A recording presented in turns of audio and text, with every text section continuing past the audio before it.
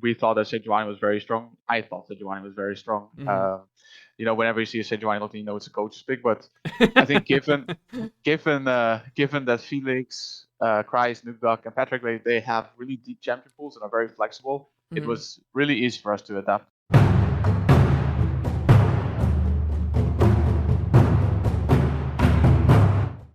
Hi everyone, this is Tom reporting from the LEC Summer Split, and with me here is YoungBuck, the coach of Excel, who unfortunately did just lose their game, but still have a shot at making it to the playoffs. It's the road is getting tougher bit by bit, but Joey, first of all, coming out of that game and also an 0-2 weekend last week, how's the mood in the team now? I think the mood is still good. It's a bit disappointing. I mean, it was a good game for a stage game. Like we still had the same aggression, and the players did say that they felt the difference between playing on stage and they felt more nervousness. So the fact that we were still looking for aggressive plays consistently throughout the game, I think that's a bit reassuring. Um, but the end result was disappointing because I think we had them. They had a strong early game, but and a decent team composition. But when we got that Baron and had the Aphelios at 5-0, I thought that we had it, but we didn't close the game out cleanly. And then when things got a little bit difficult, we didn't find our win condition. Mm-hmm. And both teams had basically a similar win condition. Let the enemy team start a big objective, Mm-hmm. and for them it was to poke us down while we were doing the objective, and for us it was to flank and just hard engage on them. And that was maybe a little bit of the inexperience of stationers where we called for a Baron start in the heat of Mm-hmm. the moment. That wasn't really pre-planned very well, Yeah. and their win condition got enabled. Yeah, it did feel that during the game, even if you guys got a kill, they were able to just kind of siege you down with like the Zoe Qs and the various Qs and whatever what else. So, do you think that maybe in the draft you should have anticipated a bit more, like to counter such poke strategies, or looking back at it, you think draft was fine. It's just the way we executed it that should be improved. I think it's both. We could have won that game, and we, based on the position that we were in, we could have won it. Now, um, given the fact that long range compositions are played into Aphelios every now and then, um, we could have prevented it. Especially we knew if we were ever going to blind Remington, he was going to lock in Jace, and that's the only poke champion that they have that basically exists in top lane. Mm-hmm. So we could have taken a different route, but we were never really worried that they were going to lock in a poke position on 4-5 and win the game from that. And in the game, we had our moments, and they couldn't team fight. We couldn't start or be on objectives or contest midway very well. And then it's a game of finding a win condition because it's a very weird game where neither team, like, you can start a small Drake that you kill really fast, but starting an Elder Drake or a Baron is very difficult unless you find multiple kills.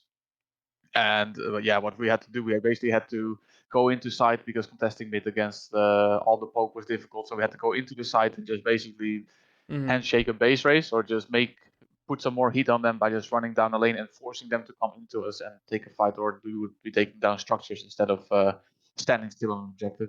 Yeah, I want to talk a bit more, maybe holistically or at the big picture about drafting with this team, because you made that change of bringing in Markoon and Advienne into the jungle and support, and obviously when you get new players, you're playing into different champion pools as well, different affinities, different preferences, and what they want to do.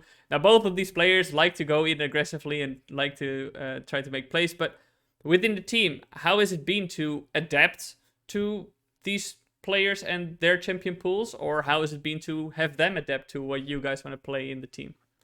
I think we adapted to them, and I would say especially to Mark, but it's been pretty easy. And that, well, support champion pools are the same. It's basically the same champions every year.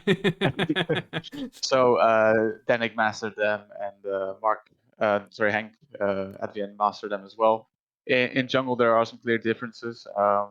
We thought that Sejuani was very strong. I thought Sejuani was very strong. Mhm. Whenever you see a Sejuani looking, it's a coach's pick. But I think given that Felix, Kreis, YoungBuck, and Patrick, they have really deep champion pools and are very flexible, it Mhm. was really easy for us to adapt because we had kind of a weak side tanky top laner, and then we scaling mid, winning bull. That was kind of our go to, but now with the player flexibility, we can just go about any direction in the draft. Right. So if you look forward at what changes you guys need to make in order to reach that playoff spot, do you think that there's anything that in the draft you guys need to adapt at the moment, or is that something you think, okay, we've got that part down, we need to more look at in-game stuff? The champion pools are solid. There's no complaints from the coach here, so I think if we're going to make playoffs, it has to be mainly in-game. Yeah, it has to be in-game, adapting to the stage environment, and then 1 week playing on stage, the other week not on stage, and just getting some more time under our belt together. And how do you help your players get used to the stage? I'm not sure if I don't think Kreis has played stage games either, because he came in No. last summer split when everything was online Yep. already. So you have 3 players who are not used to playing on stage. How did the team go about prepping them for appearing in the studio? Even if it's without audience, it's still a different setting. We just had the same pre-game ritual as always, and you can say and do whatever you want, but the nerves are always going to be there on stage. You can have 1 coach, 10 coaches, 10 sports psychologists.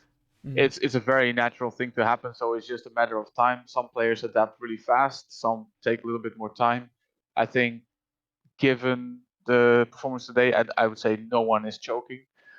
It's just a bit of a transition to the stage games, a little bit more nervousness. So not any big worries. There wasn't anyone really underperforming, getting caught all over the place. So, but to answer your question, you can't prepare someone for the first stage game.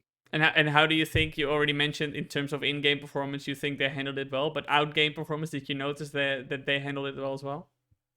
Well, some players told me after the game that they felt the game was very different. The nervousness was there more than other times, and that it affected their performance.